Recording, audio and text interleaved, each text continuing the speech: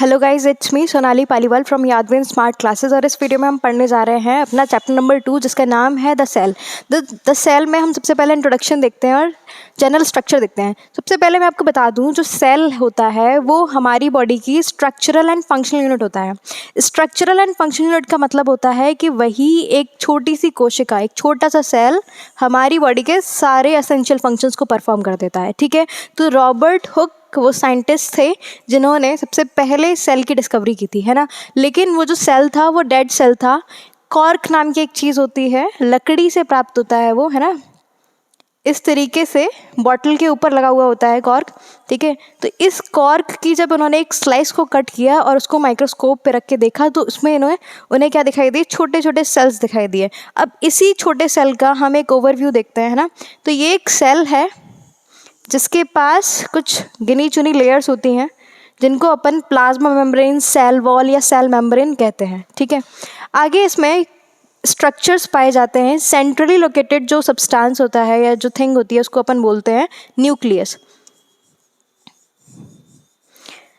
Nucleus को अपन नाभिक बोलते हैं। नाभिक का मतलब होता है सेंट्रल पार्ट या में बिल्कुल जो पूरे सेल के बीच में पाया जा रहा हो। तो जैसे आपको दिख भी रहा है कि मैंने सेल का जो स्ट्रक्चर बनाया है उसमें बिल्कुल सेंटर में न्यूक्लियस बनाया है। न्यूक्लियस क्या होता है? एक ऐसा सेंट्रल पार्ट होता है जो कि पूरे सेल को कंट्रोल करता है, रेगुलेट करता है, चलाने का काम करता है। ठीक है, अब इस सेल के न्यूक्लियस के पास एंडोप्लाज्मिक रेटिकुलम नाम का सब्सटेंस पाया जाता है या सेल ऑर्गेनेल पाई जाती है। ठीक है, अब एंडोप्लाज्मिक रेटिकुलम दो तरीके के होते हैं, रफ एंडोप्लाज्मिक रेटिकुलम और स्मूथ एंडोप्लाज्मिक रेटिकुलम। तो जो सेल न्यूक्लियस की जो सेल वॉल है उससे जो अटैच्ड जो एंडोप्लाज्मिक रेटिकुलम होता है वो होता है रफ एंडोप्लाज्मिक रेटिकुलम। कैसा? Rough endoplasmic reticulum. इसके रफ एंडोप्लाज्मिक रेटिकुलम के जस्ट बाहर क्या पाया जाता है? Smooth endoplasmic reticulum. काम क्या है और डिफरेंस क्या है इनका, ये देखते हैं।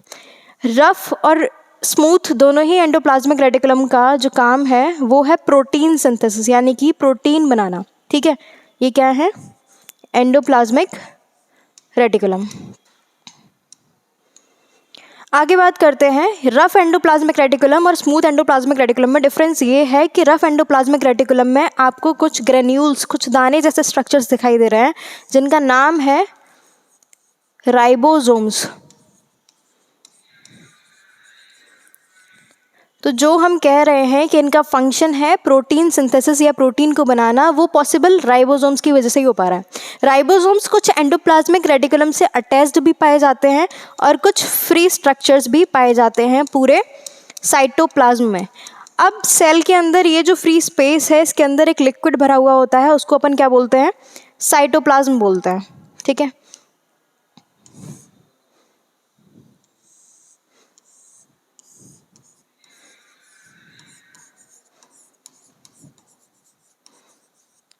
आगे बात करते हैं। सेल के अंदर और भी स्ट्रक्चर्स पाए जाते हैं जैसे कि लाइजोसोम्स, माइटोकॉन्ड्रिया, प्लास्टिड्स, ईटीसी। ठीक है, तो उनको हम एक एक करके देखते हैं। सबसे पहले हमने सेल के बारे में पढ़ा कि cell structural and functional unit है हमारे जीवन की। ठीक है, दूसरा हमने पढ़ा रॉबर्ट हुक के बारे में। रॉबर्ट हुक वो साइंटिस्ट हैं जिन्होंने सबसे पहले सेल की डिस्कवरी की। दूसरा हमें पढ़ना है साइटोलॉजी। साइटोलॉजी जैसे कि वर्ड से समझ में आ रहा है, वर्ड है हमारे पास साइटोलॉजी। ये जो वर्ड है साइटो, ये स्टैंड करता है सेल के लिए। ठीक है, और ये जो लॉजी है ये एक वर्ड लोगस से आया है जिसका मतलब होता है टू स्टडी। ठीक है, तो हमें इनडायरेक्टली क्या करना है, इस वर्ड से समझना है कि हमें सेल की स्टडी करनी है, to study about the cell. ठीक है, तो साइटोलॉजी का मतलब क्या है? To study about the cell. ठीक है, तो ये एक ब्रांच है बायोलॉजी की जिसमें हम सेल की स्टडी करते हैं। ठीक है, अब नेक्स्ट टॉपिक है हमारा कि अब सेल है, अलग अलग तरीके के ऑर्गेनिज्म में अलग अलग तरीके के सेल्स पाए जाते हैं। कुछ सेल्स बहुत ज़्यादा बड़े भी होते हैं और कुछ सेल्स बहुत ज़्यादा छोटे भी होते हैं, ठीक है। अगर हम बात करें ह्यूमन में, तो ह्यूमन में जो सबसे लॉन्गेस्ट जो सेल पाया जाता है उसका नाम होता है न्यूरॉन। न्यूरॉन हमारा एक ऐसा सेल होता है जो कि ब्रेन एंड स्पाइनल कॉर्ड से कनेक्शंस बनाता है और इसकी लेंथ बहुत ज़्यादा होती है और ये सेंसेशंस या इम्पल्सेस यानी कि जो भी हम चीज़ों को महसूस करते हैं तो वो इसी की वजह से कर पाते हैं। उसका स्ट्रक्चर कुछ इस तरीके का होता है ना। लेकिन अगर बात की जाए कि जितने एनिमल्स इस धरती पे प्रेजेंट हैं उनमें से सबसे बड़ा सेल कौन सा है, तो भैया जो ऑस्ट्रिच का जो एग होता है, ठीक है, वो इस दुनिया का सबसे बड़ा सेल है, ठीक है। और ह्यूमन फीमेल में अगर बात की जाए, हम लोगों में, महिलाओं में, ओवम नाम का जो सेल होता है, फीमेल का जो गैमिट, वो सबसे बड़ा सेल होता है, ठीक है। तो हमने 3 सेल्स की स्टडी की। पहला था हमारा न्यूरॉन, दूसरा था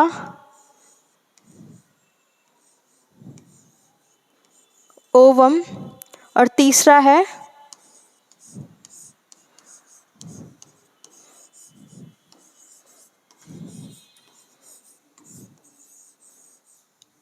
तो पहला आपको दिखाई दे रहा है,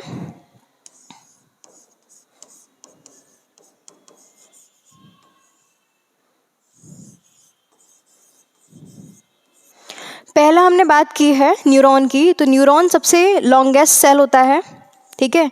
ओवम लार्जेस्ट सेल होता है ह्यूमन फीमेल में। और ऑस्ट्रिच की बात की जाए तो जितने भी एनिमल्स इस धरती पे पाए जाते हैं उन सब में सबसे बड़ा सेल यही है, ठीक है। आगे हम बात करते हैं प्रोटोप्लाज्म की। प्रोटोप्लाज्म एक ऐसा फ्लूइड होता है जो कि प्लांट सेल्स में पाया जाता है ना। प्लांट सेल्स में पाया जाने वाला फ्लूइड क्या कहलाता है? प्रोटोप्लाज्म कहलाता है।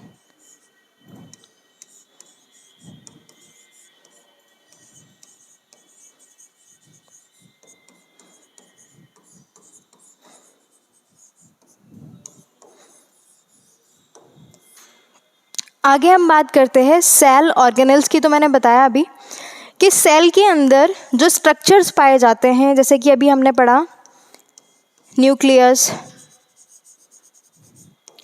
Cell wall,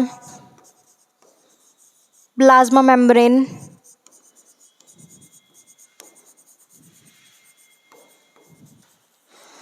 endoplasmic reticulums, ribosomes, nucleolus, DNA fragments, जितनी भी ये चीज़ें होती हैं ये सब क्या हैं? यस, ये सब सेल ऑर्गेनेल्स हैं। बाकी हम बात करते हैं सेल इंक्लूजन्स की। सेल इंक्लूजन्स वो सब्सटेंसेस होते हैं या वो थिंग्स होती हैं जो कि साइटोप्लाज्म में फ्लोट कर रही होती हैं, ठीक है। तो वैसे तो सारी ऑर्गेनल साइटोप्लाज्म में फ्लोट कर रही होती हैं, लेकिन फिर भी जैसे कि अगर हम बात करें, समझने की कोशिश करें, तो कुछ फ्रेगमेंट्स लाइक स्ट्रक्चर्स होते हैं और कुछ ग्रेन्यूल लाइक स्ट्रक्चर्स होते हैं, ठीक है। तो ग्रेन्यूल्स में आप सिंपल सा एग्जांपल ले सकते हैं, क्या? हाँ, राइबोसोम्स। दूसरा, अगर हम फ्रेगमेंट्स की बात करें तो प्रोटीन के फ्रेगमेंट्स होते हैं और फिब्रिनोजन के फ्रेगमेंट्स होते हैं। Hormone in the form of fragments पाए जाते हैं। तो ये क्या है? ये सेल इंक्लूजन्स हैं, ऐसी स्ट्रक्चर्स जो कि कुछ जब सेल के फेजेस होते हैं तो उन्हीं में अपने आप को शो करते हैं, हर वक्त ये प्रेजेंट नहीं होते हैं, ठीक है। नेक्स्ट हम बात करते हैं न्यूक्लियस की। तो जैसे कि अभी हमने पढ़ा ही था न्यूक्लियस के बारे में, न्यूक्लियस के बारे में एक थोड़ा सा और देखते हैं। मान लीजिए ये न्यूक्लियस का स्ट्रक्चर है, ठीक है। तो न्यूक्लियस के अंदर, न्यूक्लियस सेंट्रल पार्ट होता है सेल का, और न्यूक्लियस के अंदर न्यूक्लियोलस नाम का एक सेल ऑर्गेनल और पाया जाता है। क्या नाम बताया? न्यूक्लियोलस। इस न्यूक्लियोलस के साथ साथ न्यूक्लियस के अंदर डीएनए फ्रेगमेंट्स भी पाए जाते हैं, ठीक है। यानी कि हमारा जेनेटिक मटेरियल जो हमें बताता है क्या, कि हम किस तरीके के हैं, हमारा बॉडी का स्ट्रक्चर किस तरीके का है और हम किस तरीके के दिखते हैं। यानी कि हम जो भी एक्टिविटीज़ परफॉर्म करते हैं, जिस भी तरीके से हम दिखते हैं, वो किसकी वजह से दिखते हैं? डीएनए की वजह से। और ये हमें मिलता है हमारे पेरेंट्स से, ठीक है। नेक्स्ट हम बात करते हैं सेल वॉल की।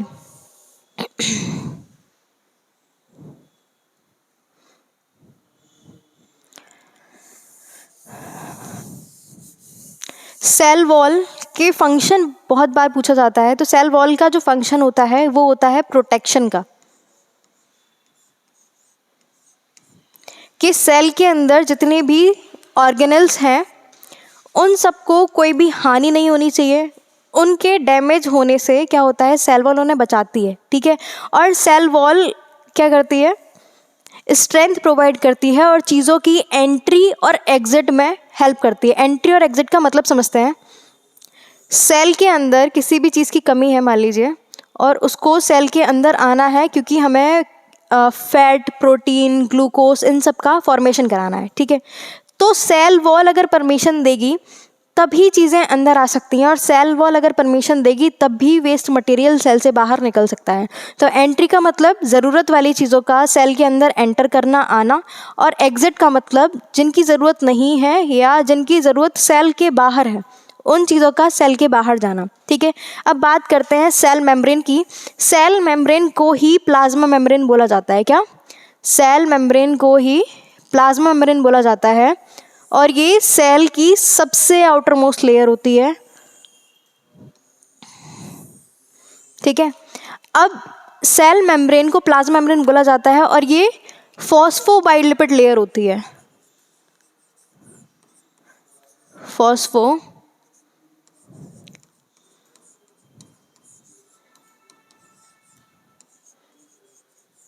समझते हैं इसका मतलब थोड़ा सा, यानी कि फॉस्फेट ग्रुप प्रेजेंट होता है और लिपिड्स प्रेजेंट होते हैं। अब बाइलिपिड है, बाइलिपिड का मतलब दो लेयर होंगी, ठीक है, जिसमें इस तरीके के स्ट्रक्चर्स पाए जाते हैं।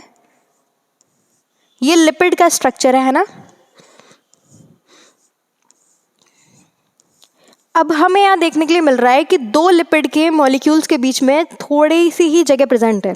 तो जितने भी छोटे छोटे मॉलिक्यूल्स होते हैं, माइक्रो मॉलिक्यूल्स होते हैं, वो सब तो बिना किसी की हेल्प के आराम से एंट्री ले जाते हैं। इसको कहते हैं हम पैसिव ट्रांसपोर्टेशन, है ना।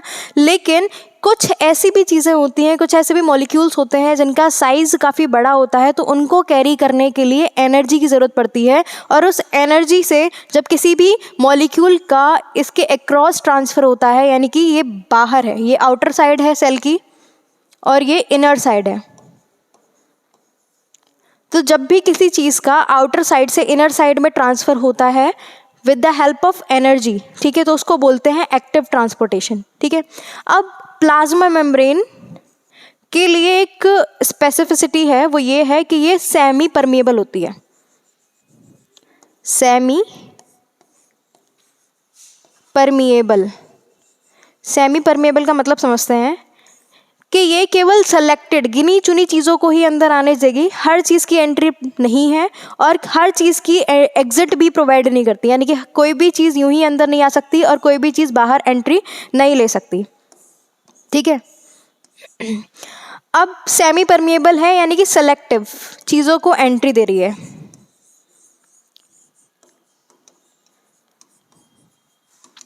तो ये क्वालिटी हो गई किसकी, प्लाज्मा मेम्ब्रेन की, कि वो कैसी होती है, सेमी परमिएबल इन नेचर होती है, हर एक किसी चीज़ को अंदर एंट्री नहीं देती है। नेक्स्ट हम बात करते हैं माइटोकॉन्ड्रिया की।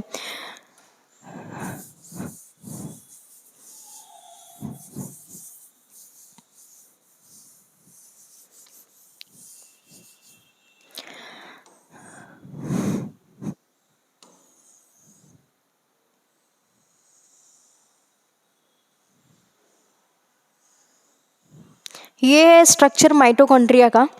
इसमें भी एक्चुअल में दो लेयर पाई जाती हैं, आउटर लेयर और इनर लेयर, ठीक है। अब होता क्या है, जो भी हम खाना खाते हैं, जो भी हम फूड को कंज्यूम करते हैं, वो सब in the form of glucose टूटता है और उससे क्या मिलती है, एनर्जी मिलती है, ठीक है। अब एनर्जी एक इंसान को, एक एनिमल को किसकी फॉर्म में मिलती है, एटीपी, एडिनोसिन ट्राइफॉस्फेट, ठीक है। तो ये एक मॉलिक्यूल है, ये एनर्जी गिविंग मॉलिक्यूल है।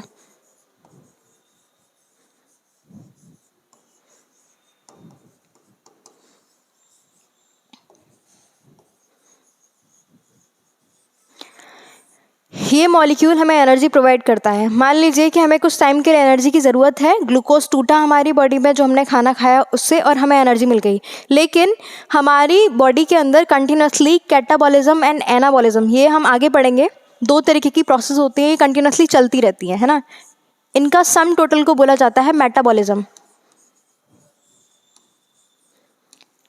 ये चलता रहता है, ठीक है। तो इससे यानी कि कंटिन्यूसली एटीपी का फॉर्मेशन तो चल रहा है, तो एटीपी बन रहा है और उस वक्त हमें ज़रूरत नहीं है, तो उसकी क्या होगी, स्टोरेज होगी। तो स्टोरेज होती है किसके अंदर, माइटोकॉन्ड्रिया के अंदर। इसीलिए माइटोकॉन्ड्रिया के लिए एक स्पेसिफिक वर्ड यूज़ किया गया है जिसका नाम होता है power house of the cell, ठीक है। तो माइटोकॉन्ड्रिया को और क्या बोला जाता है,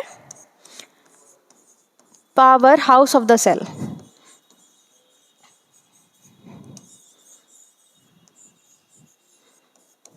यानी कि ये ज़रूरत पड़ने पे हमारी बॉडी के हम सेल्स को, टिश्यूज़ को क्या प्रोवाइड कराएगा, एनर्जी प्रोवाइड कराएगा।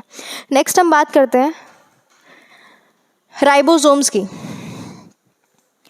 तो राइबोसोम्स जैसे कि मैंने बताया आपको 2 तरीके के होते हैं। एक तो फ्री राइबोसोम्स होते हैं जो कि साइटोप्लाज्म में फ्लोट कर रहे होते हैं। दूसरा जो राइबोसोम्स होते हैं वो एंडोप्लाज्मिक रेटिकुलम के ऊपर इस तरीके से अटैच्ड होते हैं, है ना।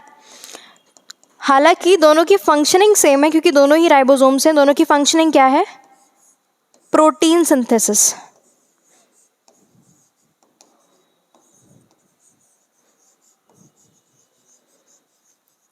जो भी हम खाना खाते हैं तो उससे हमें 2 तरीके के अमीनो एसिड मिलते हैं। यानी कि अमीनो एसिड को 2 कैटेगरी में क्लासिफाई किया गया है। पहला है असेंशियल अमीनो एसिड और दूसरा है non essential amino acid. Non essential का मतलब ये नहीं होता कि उनकी हमें ज़रूरत नहीं है, ठीक है। नॉन असेंशियल का मतलब ये है कि वो पहले से ही हमारी बॉडी में किसी न किसी पार्ट से सिंथेसाइज हो रहे होते हैं, तो उन्हें हमें बाहर से अपटेक करने की ज़रूरत नहीं पड़ती है। हमें किसको अपटेक करने की ज़रूरत है, जो हमारी बॉडी में सिंथेसाइज नहीं हो पा रहे हैं, ठीक है। तो जो भी हम खाना खाते हैं उसमें स्मॉल अमाउंट में अमीनो एसिड्स पाए जाते हैं जो कि असेंशियल अमीनो एसिड्स होते हैं, ठीक है। तो टोटल 20 तरीके के अमीनो एसिड्स होते हैं जिनसे मिलके क्या होता है, हमारी बॉडी के अंदर प्रोटीन सिंथेसिस चलती है। अब हमारी बॉडी के सेल्स क्या करते हैं, उन असेंशियल और नॉन असेंशियल दोनों ही तरीके के अमीनो एसिड्स को जोड़ते हैं और कलेक्ट करते हैं, और बाद में राइबोसोम्स क्या करते हैं, उनको अमीनो एसिड्स को मिला मिला के प्रोटीन की एक लंबी चेन बनाते हैं, ठीक है। तो इस तरीके से हमारी बॉडी में बहुत सारे अलग अलग तरीके के प्रोटीन पाए जाते हैं। और राइबोसोम्स के लिए भी एक कॉमन वर्ड यूज़ किया जाता है जो कि क्या है, ribosomes are the protein factory.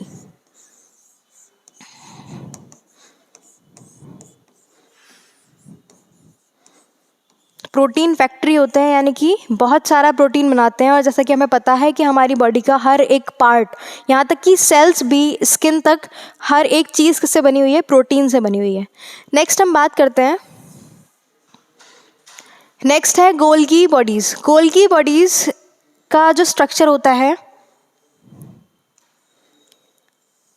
वो थोड़ा सा अलग होता है बाकी स्ट्रक्चर से, है ना। बहुत थोड़ा कॉम्प्लेक्स स्ट्रक्चर्स भी होता है ना। इस तरीके की कुछ गोल्गी बॉडीज़ पाई जाती हैं। इनका काम होता है कि जो भी हार्मोन्स होते हैं, जो भी एंजाइम्स होते हैं और जो भी फैट होता है, अब हार्मोन्स और एंजाइम्स को हम यूं ही खुला नहीं छोड़ सकते अपनी बॉडी में भी, क्योंकि उनका काम है रिएक्शंस में पार्टिसिपेट करना। और जो भी हमारी बॉडी में एक्टिविटीज़ हो रही हैं वो एंजाइम्स और हार्मोन्स की वजह से ही होती हैं। केमिकल कोऑर्डिनेशन बोलते हैं, जैसे आगे पढ़ेंगे, ठीक है। तो केमिकल कोऑर्डिनेशन होता है उनकी वजह से, तो हम उनको खुला नहीं छोड़ सकते, तो उनकी पैकेजिंग बहुत ज़रूरी है, ठीक है। तो गोल्गी बॉडी का काम है एक तो storage of fat, storage of fat करना। दूसरा, जितने भी एंजाइम्स हैं और जितने भी हार्मोन्स हैं उन सब की पैकेजिंग करना। यानी कि ये कोई हार्मोन है जो कि फ्री घूम रहा है, तो लाइसोसोम, ये गोल्गी बॉडी क्या करेगी, उसको एक कवरिंग प्रोवाइड कर देगी, एनवेलप प्रोवाइड कर देगी कि जिसके अंदर वो पर्टिकुलर हार्मोन क्या कर सकता है, फ्लो कर सकता है पूरी बॉडी में, ठीक है। तो गोल्गी बॉडी का मेन काम क्या है, storage of fat and enveloping या फिर covering of enzymes and hormones, ठीक है। आगे बात करते हैं,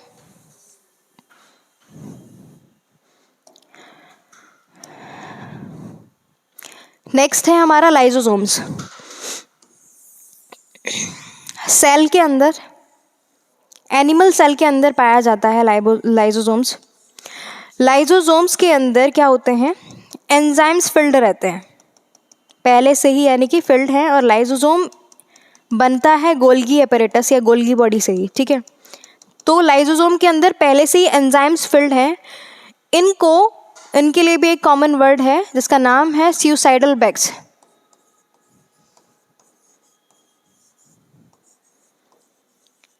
खतरनाक सा नाम है, कोई दिक्कत नहीं है, लेकिन समझते हैं इसका भी एक बहुत बड़ा रोल है हमारी बॉडी में। हर एक सेल का एक टाइम पीरियड होता है कि वो कब तक हमारी बॉडी में सरवाइव करेगा। जैसे कि हम नॉर्मली बात करते हैं रेड ब्लड सेल्स की, रक्त कोशिकाओं की, तो पहला जो रेड ब्लड सेल होता है उसकी जो लाइफ साइकिल होती है वो 120 डेज़ की होती है ना। वाइट ब्लड सेल हर दूसरे तीसरे दिन नए बनते हैं हमारी बॉडी में, और जो प्लेटलेट्स होती हैं उनका फॉर्मेशन हमारी बॉडी में रेगुलरली होता है, ठीक है। तो 3 तरीके के सेल हो गए। हमने पहले आरबीसी के बारे में पढ़ा कि 120 डेज़ की उनकी लाइफ साइकिल है। वाइट ब्लड सेल्स हर दूसरे तीसरे दिन में बनते हैं, और प्लेटलेट्स रेगुलर बनते हैं, ठीक है। लेकिन अब इनकी लाइफ साइकिल ख़त्म हो गई तो इनका क्या होना है, इनकी भी तो डेथ होनी है, मरना है उन्हें। अब कैसे मरेंगे, ठीक है। तो लाइसोसोम्स इस तरीके के सेल्स होते हैं कि इनको पता है, मान लीजिए कि ये एक आरबीसी है, रेड ब्लड सेल है। रेड ब्लड सेल में न्यूक्लियस नहीं पाया जाता है, ठीक है। तो ये एक आरबीसी है जिसके अंदर बाकी न्यूक्लियस को छोड़ के बाकी सारी चीज़ें पाई जा रही हैं, ठीक है। तो क्या होगा, 120 डेज़ बाद इसकी लाइफ साइकिल ख़त्म हो जाएगी, यानी कि इसका काम ख़त्म बॉडी में, क्योंकि नए आरबीसीज बन के तैयार हो चुके हैं।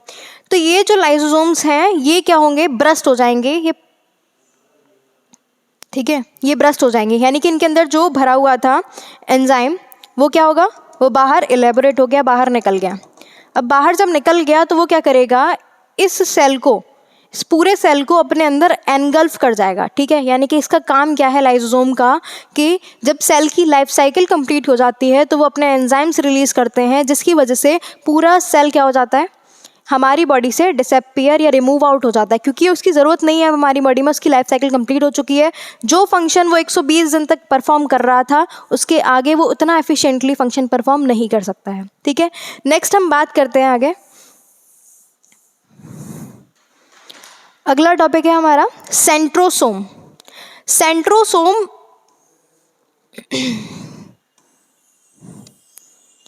जब सेल डिवीज़न वाला जब फेज चलता है, जब सेल डिवाइड कर रहा होता है, ठीक है, तो सेंट्रोसोम एक ऐसा सेल का पार्ट है जो कि क्या करता है, सेल को पोल्स में डिवाइड करने का काम करता है। यानी कि ये अपने आप को स्प्लिट करके पोल्स पे चला जाता है, और उसके बाद क्या करेगा, दोनों तरफ से सेल को खींचेगा। जब खींचेगा तो यहाँ पे बीच में क्या होगा,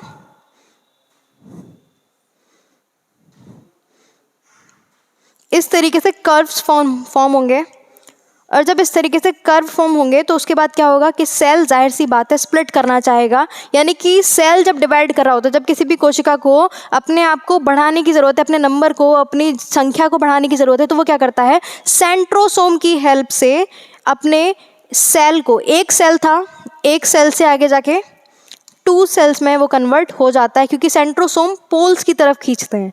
पोल्स की तरफ खींचने की वजह से जो इसकी जो प्लाज्मा मेम्ब्रेन होती है, साइटोप्लाज्म होता है, यहाँ तक कि सेल का हर एक पार्ट 2 पार्ट में बट जाता है, और वो इक्वली 2 पार्ट्स में क्या हो जाता है, डिवाइड कर जाता है।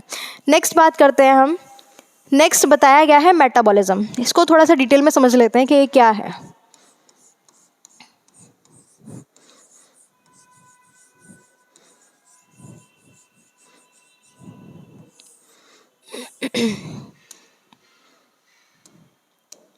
मेटाबॉलिज्म एक ऐसी प्रोसेस है जिसमें या तो चीज़ें टूटती हैं या फिर चीज़ें बनती हैं, ठीक है। सो इसको हम लिख सकते हैं,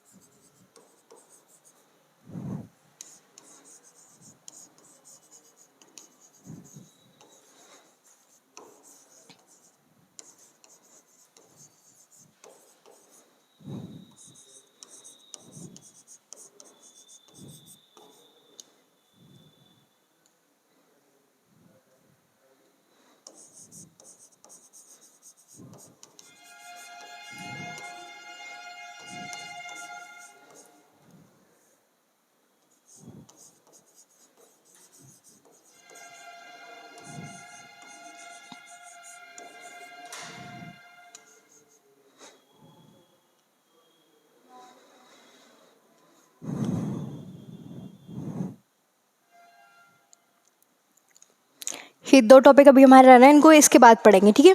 तो यहाँ पे क्या बताया जा रहा है, मेटाबॉलिज्म की हमने बात की थी। मेटाबॉलिज्म एक इस तरीके की प्रोसेस होती है जिसमें या तो चीज़ें बनती हैं, फॉर्मेशन होता है, या फिर चीज़ों का क्या होता है, ब्रेक डाउन होता है, यानी कि चीज़ें टूटती हैं, ठीक है। तो 2 तरीके की प्रोसेस हैं। अब दोनों तरीके की प्रोसेस का अलग अलग नाम है, यानी कि हम बोल सकते हैं कि metabolism is further divided into 2 types.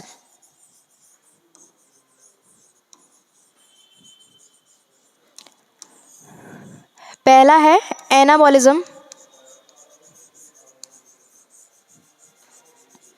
और दूसरा है कैटाबॉलिज्म।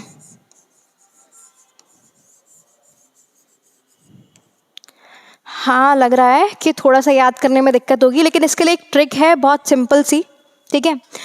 एनाबॉलिज्म को याद कर लेते हैं कि भैया ये क्या है, फॉर्मेशन प्रोसेस है।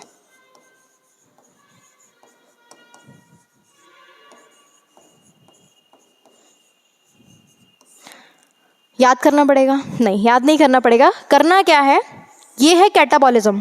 कैटाबॉलिज्म के अंदर आप देख पा रहे हैं एक वर्ड छुपा हुआ है जिसका नाम है कैट। बिल्लियाँ सबके घर में आती हैं, दूध भी फैला के जाती हैं, यानी कि सारे, अब बोला जाता है जैसे किसी के यहाँ कि कोई निकल रहा है, अगर रास्ते से बिल्ली निकल गई कुछ बुरा ही होगा, ठीक है। यानी कि हर वक्त कैट को नेगेटिव वे में माना जाता है। तो वैसे होता है ऐसा कुछ भी नहीं है। यहाँ पे समझने के लिए बस हम भी मान लेते हैं थोड़ा सी देर, कैट बुरी है, नेगेटिव है, ठीक है, नेगेटिव है। चलिए, नेगेटिव है तो क्या कर रही है ये, चीज़ों का क्या करेगी, ब्रेक डाउन करेगी।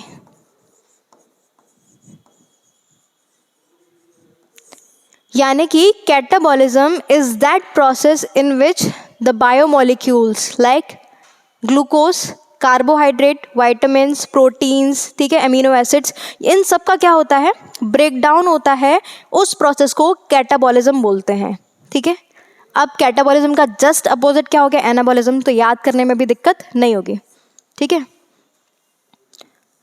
कि कैटाबॉलिज्म क्या कर रहा है, फॉर्मेशन करा रहा है, और नहीं सॉरी, कैटाबॉलिज्म ब्रेक डाउन करा रहा है और एनाबॉलिज्म क्या करा रहा है, फॉर्मेशन करा रहा है। नेक्स्ट हम बात करते हैं प्लास्टिड्स की।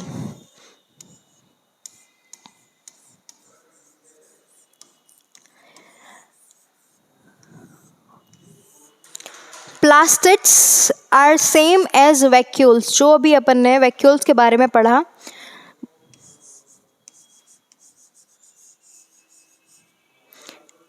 लाइसोसोम एक तरीके की वैक्यूल होती है, लेकिन प्लास्टिड की खासियत क्या है कि ये केवल और केवल प्लांट सेल में पाई जाती है। किसमें, प्लांट सेल में। याद करने में आसानी इसलिए रहेगी, प्लांट और प्लास्टिड्स, ठीक है। आगे हम बात करते हैं प्लास्टिड्स की खासियत क्या है, कि जिस तरीके से एनिमल सेल में लाइसोसोम्स क्या कर रहे थे, एंजाइम्स को, हार्मोन्स को, फैट को, इन सबको फिल करके रख रहे थे, सेम थोड़ा बहुत काम प्लास्टिड्स का भी सेम रहता है। क्या रहता है कि प्लास्टिड जो होता है ना प्लांट सेल के अंदर, 2 तरीके की चीज़ों को कैरी करता है।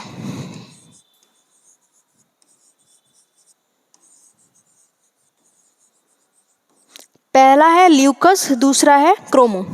ल्यूकस का मतलब होता है ट्रांसपेरेंट सब्सटेंसेस, यानी कि वाइट कलर के जो भी सब्सटेंसेस होते हैं प्लांट में।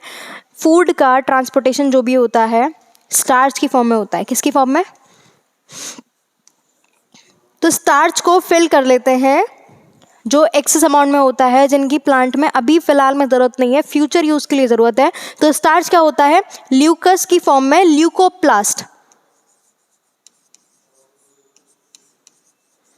ल्यूकोप्लास्ट में फिल्ड हो जाता है और वो फ्यूचर यूज़ में आता है, ठीक है। क्रोमोप्लास्ट का मतलब है, जो क्रोमो है, chromo is used for colour, यानी कि प्लांट में अलग अलग तरीके के कलर पाए जाते हैं। फ्रूट का कलर कुछ और होता है, ठीक है, और लीव्स का कलर सबको पता है ग्रीन होता है, ठीक है, फ्लावर्स का कलर कुछ और होता है।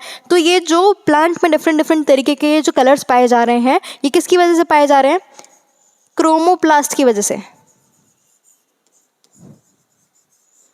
ठीक है। तो 2 तरीके की प्लास्टिड्स होती हैं, पहला हो गया ल्यूकोप्लास्ट और दूसरा हो गया क्रोमोप्लास्ट। जो ल्यूकोप्लास्ट होती है वो ट्रांसपेरेंट सब्सटेंसेस को कैरी करती हैं, जबकि क्रोमोप्लास्ट कलर्ड सब्सटेंसेस को, रंग बिरंगे कलर्स को कैरी करती हैं, ठीक है। नेक्स्ट हम बात करते हैं सेंट्रोसोम की, रुक जा, हाँ ठीक है, क्रोमोसोम रह रहा था, ठीक है, अबे ये तो जा रहा था इधर। नेक्स्ट हम बात करते हैं क्रोमोसोम्स की। क्रोमोसोम्स के सबसे पहले स्ट्रक्चर को देखते हैं। रिबन लाइक स्ट्रक्चर होता है क्रोमोसोम्स का, ठीक है। एक ह्यूमन की और एक एनिमल की बात की जाए, सब में अलग अलग नंबर में क्रोमोसोम्स पाए जाते हैं। ह्यूमन में अगर बात की जाए तो टोटल 46 क्रोमोसोम्स पाए जाते हैं। ये 46 क्रोमोसोम्स बहुत सारे तरीके काम करते हैं। हमारी बॉडी का कलर क्या रहना है, हमारी आइज़ का कलर क्या रहना है, हमारी हाइट क्या रहनी है, हमारी बालों का कलर क्या रहना है, हमारी बॉडी का जितना भी चीज़ें हैं अपीयरेंस से लेके इंटरनल थिंग्स तक, वो सारी चीज़ें क्रोमोसोम्स डिसाइड करते हैं, ठीक है। जिसमें अब इनको अगर हम पेयर में कन्वर्ट करना चाहें तो 23 पेयर्स हम बोल सकते हैं। टोटल नंबर कितना है क्रोमोसोम्स का, 46 क्रोमोसोम्स पाए जाते हैं, लेकिन अगर हम पेयर्स में बात करें तो 23 पेयर ऑफ क्रोमोसोम्स एक एनिमल ह्यूमन में पाए जाते हैं, ठीक है। इसमें से 23 में से 22 पेयर ऑफ क्रोमोसोम्स क्या होते हैं, ऑटोसोम्स होते हैं। ऑटोसोम्स वो सारे क्रोमोसोम्स हैं जो कि हमारी बॉडी के कलर से लेके हमारी हाइट तक को क्या कर रहे हैं, डिफाइन कर रहे हैं। बाकी जो 1 पेयर बचा उसको हम बोलते हैं सेक्स क्रोमोसोम।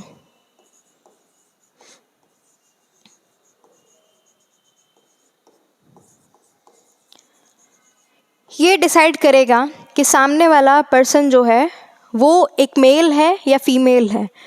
सेक्स क्रोमोसोम्स के बारे में अगर देखा जाए तो फीमेल्स में एक्स और एक्स क्रोमोसोम्स पाए जाते हैं, जबकि मेल्स में एक्स और वाई क्रोमोसोम पाया जाता है।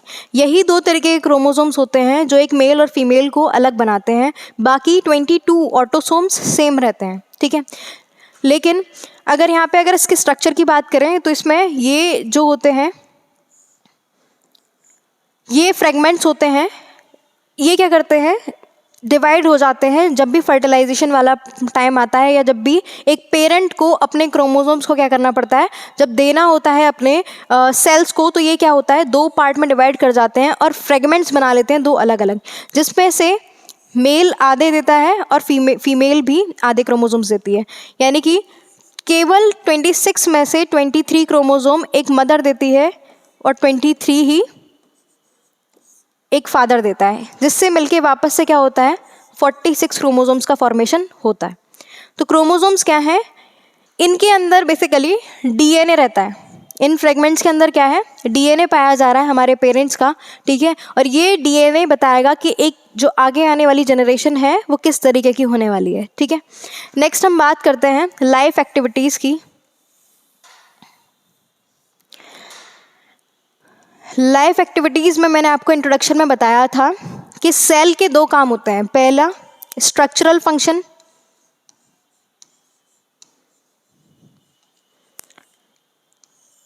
दूसरा है फंक्शनल यूनिट।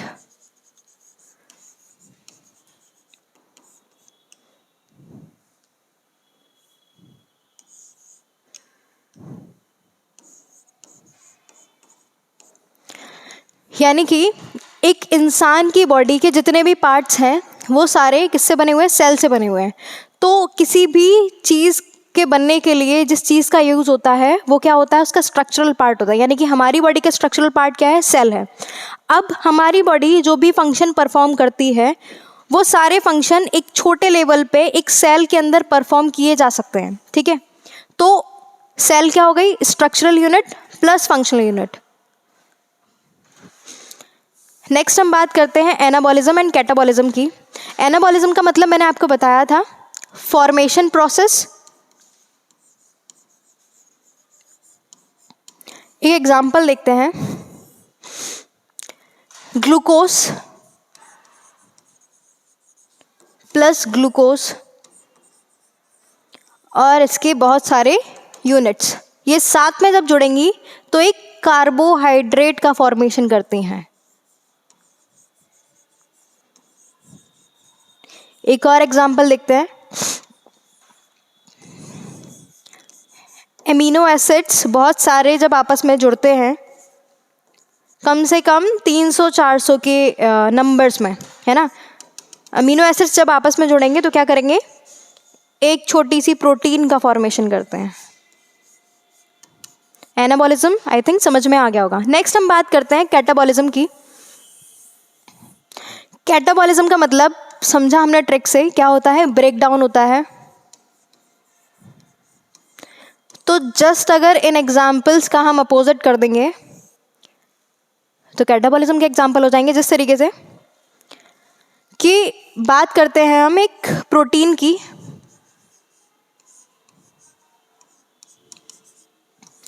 प्रोटीन का अगर ब्रेकडाउन किया जाए तो वो सेवरल अमीनो एसिड्स में टूट जाता है, ठीक है। सेम एक और एग्जांपल मैं लेके बताती हूँ। फैट, फैट का मतलब वसा, है ना। हमारी बॉडी में जो भी स्ट्रक्चर्स हैं वो फैट की वजह से ही फॉर्म हो पाते हैं, है ना। प्रोटीन के अलावा अगर कोई कंपोनेंट हेल्प कर रहा है तो वो फैट है, ठीक है। तो फैट का अगर ब्रेकडाउन किया जाए, फैट को दूसरी भाषा में लिपिड भी बोला जाता है, और लिपिड को तोड़ने के लिए एक एंजाइम यूज होता है जिसका नाम होता है लाइपेज। और लाइपेज अगर लिपिड पे वर्क करेगा तो दो सब्सटेंसेस का फॉर्मेशन करता है। पहला होता है ग्लिसरॉल और दूसरा है फैटी एसिड। तो ये भी एक हमारा एग्जाम्पल हो गया किसका, कैटाबॉलिज्म का। नेक्स्ट हम बात करते हैं distinguish between the following pairs, यानी कि प्लांट सेल और एनिमल सेल में हमें बेसिकली डिफरेंस देखना है कि क्या क्या अंतर है एक प्लांट सेल में और एक एनिमल सेल में। तो जैसा कि बताया था मैंने कि प्लांट सेल में क्या पाई जाती है, सेल वॉल प्रेजेंट होती है, यानी कि कोई भी सेल है और इसके ऊपर एक और मेम्ब्रेन का प्रेजेंट होना सेल वॉल है, ठीक है। तो प्लांट सेल में सेल वॉल प्रेजेंट होती है, जबकि एनिमल सेल में सेल वॉल प्रेजेंट नहीं होती है, एब्सेंट होती है, ठीक है। नेक्स्ट हम बात करते हैं प्लांट सेल में सेंट्रोसोम्स का कोई काम नहीं है, यानी कि जो प्लांट सेल होते हैं उनकी डिवीज़न की कैपेसिटी बहुत ज़्यादा कम होती है, तो सेंट्रोसोम्स हेल्प नहीं करते हैं हमारे डिवीज़न में। जबकि एनिमल सेल में डिवीज़न के लिए सेंट्रोसोम की ज़रूरत होती है, क्योंकि हमारी जो स्किन है अगर हम देखें, हम नहाते भी इसलिए हैं कि जो भी हमारे डेड सेल्स हैं, जो भी मरे हुए सेल्स हैं, वो हम अपनी बॉडी से रिमूव आउट कर सकें, ठीक है। यानी कि हमारी जो बॉडी है वो कंटिन्यूसली डिवाइडिंग सेल्स से बनी हुई है, इसीलिए वहाँ पे सेंट्रोसोम्स की ज़रूरत है। नेक्स्ट हम बात करते हैं सेल वॉल के बेसिस पे। जो सेल वॉल होती है प्लांट सेल में, found only in plant cell. तो सेल वॉल किस में पाई जा रही है, केवल और केवल प्लांट सेल में पाई जा रही है। और सेल मेम्ब्रेन किस में पाई जा रही है, both plant and animal cells में पाई जा रही है। सेल मेम्ब्रेन मैंने बताया था, इसको प्लाज्मा मेम्ब्रेन भी बोलते हैं, और इसकी मैंने एक क्वालिटी भी बताई थी कि ये सेमी परमेबल इन नेचर होती है ना। जो सेल वॉल होती है वो फ्रीली परमेबल होती है, बताया था चीज़ों को एंट्री एंड एग्जिट प्रोवाइड करती है, कि अगर चीज़ों की ज़रूरत है अंदर तो वो एंट्री प्रोवाइड करेगी, अगर ज़रूरत नहीं है तो वो क्या करेगी कि चीज़ों की एंट्री नहीं देगी। और अगर जो चीज़ें बन रही हैं एक्स्ट्रा अमाउंट में या फिर एक्सक्रीटरी मटेरियल है तो उसको बॉडी से आउट करा देगी, ठीक है। ये जो सेल वॉल होती है प्लांट सेल्स में, ये डेड नेचर की होती है, मरी हुई होती है, कोई भी लिविंग फंक्शन ये परफॉर्म नहीं कर सकती, ठीक है। लेकिन अगर हम बात करें सेल मेम्ब्रेन की, तो ये हर चीज़ को एंट्री प्रोवाइड नहीं करती है, केवल सेलेक्टेड चीज़ों को प्रोवाइड करती है एंट्री। इसीलिए इसका नाम है, इसके कैरेक्टरिस्टिक है कि ये सेमी परमेबल है, और ये चीज़ों को सेलेक्ट करने की इसके अंदर एबिलिटी है, ये लिविंग फंक्शन है, और इसीलिए इसको बोला गया है कि ये लिविंग इन नेचर है, ठीक है। नेक्स्ट हम बात करते हैं प्रोटोप्लाज्म के बेसिस पे। यहाँ पे प्लांट में मैंने बताया था प्रोटोप्लाज्म पाया जाता है, और सेल के अंदर साइटोप्लाज्म पाया जाता है। प्रोटोप्लाज्म क्या होता है, ये प्लांट सेल के अंदर प्रेजेंट होता है और प्लाज्मा मेम्ब्रेन से बाउंडेड रहता है, यानी कि ये प्लाज्मा मेम्ब्रेन है और इसके अंदर जो लिक्विड भरा हुआ है वो क्या है, प्रोटोप्लाज्म है, ठीक है। प्रोटोप्लाज्म के अंदर जितनी भी सेल की ऑर्गेनल्स होंगे वो सारे क्या होंगे, फ्लोट कर रही होंगी। सेम यहीं पे अगर साइटोप्लाज्म की बात की जाए तो ये बिटवीन द प्लाज्मा मेम्ब्रेन पाया जाता है, यानी कि क्या मैंने बताया था कि प्लाज्मा मेम्ब्रेन बाइलिपिड लेयर होती है, तो दो लेयर्स हैं, इनके बीच में क्या भरा हुआ है, साइटोप्लाज्म भरा हुआ है। इस साइटोप्लाज्म के अंदर कोई भी एक्स्ट्रा चीज़ें फ्लोट नहीं कर रही होती हैं, ठीक है। आगे बात करते हैं प्रोटोप्लाज्म के अंदर क्या पाया जाता है, न्यूक्लियस पाया जाता है, लेकिन यहाँ पे न्यूक्लियस प्रेजेंट नहीं होता है एनिमल सेल के अंदर, ठीक है। नेक्स्ट बात करते हैं न्यूक्लियस के बेसिस पे। तो nucleus it is present inside the cell, यानी कि सेल के अंदर क्या पाया जा रहा है, प्लांट सेल में न्यूक्लियस पाया जा रहा है, जबकि एनिमल सेल में न्यूक्लियस के अंदर फर्दर से एक चीज़ पाई जा रही है जिसका नाम है न्यूक्लियोलस, जिसके बारे में मैंने बताया था अभी आपको कि ये जिस तरीके से प्लांट के सेल के अंदर न्यूक्लियस सेल को कोऑर्डिनेट करने का काम कर रहा है, न्यूक्लियस सेल को चला रहा है, उसी तरीके से एनिमल सेल में न्यूक्लियस के अंदर प्रेजेंट मास्टरमाइंड न्यूक्लियोलस सारा काम करता है, ठीक है। नेक्स्ट, न्यूक्लियस का काम क्या है, it controls the cellular activities, यानी कि न्यूक्लियस सेल की एक्टिविटीज़ को कंट्रोल कर रहा है प्लांट सेल की। यहाँ पे क्या हो रहा है, it takes part in the formation of ribosomes, यानी कि सेल के अंदर राइबोसोम्स का फॉर्मेशन होना और एक्टिविटीज़ का फॉर्मेशन करना और एक्टिविटीज़ को कराना, ये कौन काम कर रहा है, न्यूक्लियोलस काम कर रहा है एनिमल सेल के अंदर। नेक्स्ट बात करते हैं क्रोमोसोम्स, ठीक है। तो क्रोमोसोम्स प्लांट सेल में न्यूक्लियस के अंदर पाए जाते हैं, लेकिन क्रोमोसोम से रिलेटेड सेंट्रोसोम जो होते हैं वो एनिमल सेल में बाहर की तरफ पाए जाते हैं, एक्सटर्नल सरफेस पे पाए जाते हैं, यानी कि जो साइटोप्लाज्म सेल के अंदर फिल्ड है उसके अंदर पाए जा रहे हैं क्या, क्रोमोसोम्स।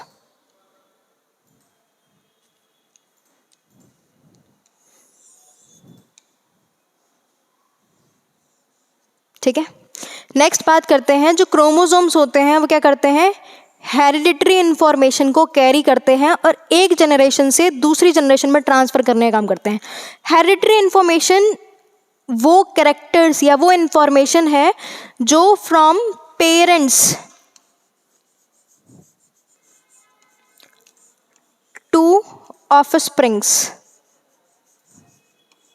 या फिर बच्चों में ट्रांसफ़र होती है, किससे, पेरेंट्स से बच्चों में जो इन्फॉर्मेशन ट्रांसफ़र हो रही है। हम कहते हैं ना कि इस बच्चे की हरकतें सारी अपने माँ बाप जैसी हैं, तो वही हरकतें, वही सेम एक्टिविटीज़, वही सेम नॉलेज, वही सेम अपीयरेंस किसकी वजह से है, इन हेरिडिटरी कैरेक्टरिस्टिक्स की वजह से है, जो कि किससे ट्रांसफ़र हो रहा है, क्रोमोसोम्स की वजह से ट्रांसफ़र हो रहा है। यहाँ पे अगर हम सेंट्रोसोम की बात करें तो सेंट्रोसोम क्या कर रहा है, सेल डिवीज़न का काम कर रहा है एनिमल सेल में। मैंने बताया था कि ये क्या होता है, ये कोई एनिमल सेल है और उसमें सेंट्रोसोम्स प्रेजेंट हैं पोल्स पर, और ये क्या करेंगे, सेल को इक्वली 2 पार्ट्स में क्या करेंगे, डिवाइड करने का काम कर रहे हैं। नेक्स्ट हम बात करें, प्लांट में प्रेजेंट होता है क्लोरोप्लास्ट, इसमें अलग अलग तरीके के कलर फिल्ड होते हैं, ठीक है। ये एक तरीके का ऑर्गेनल है प्लांट का, और ये किस तरीके, नेचर क्या है इसका, कि ये लिविंग नेचर का होता है। क्लोरोफिल की अगर हम बात करें, क्लोरोफिल क्या है, पिगमेंट है जो कि प्लांट में पाया जाता है, जिसकी वजह से प्लांट के पार्ट्स क्या होते हैं, ग्रीन पाए जाते हैं, ठीक है। तो क्लोरोफिल एक ग्रीन तरीके का पिगमेंट है जो कि क्लोरोप्लास्ट में प्रेजेंट होता है। नेक्स्ट, इसका अगर हम नेचर की बात करें तो ये क्या होता है, नॉन लिविंग नेचर का होता है, जबकि क्लोरोप्लास्ट क्या है, लिविंग नेचर का है। क्लोरोफिल नॉन लिविंग नेचर का है। अंतर हम समझ लेते हैं थोड़ा सा, क्यों, क्लोरोप्लास्ट एक तरीके की एनवलप है जिसके अंदर क्या भरा हुआ है, क्लोरोफिल भरा हुआ है, ठीक है। ये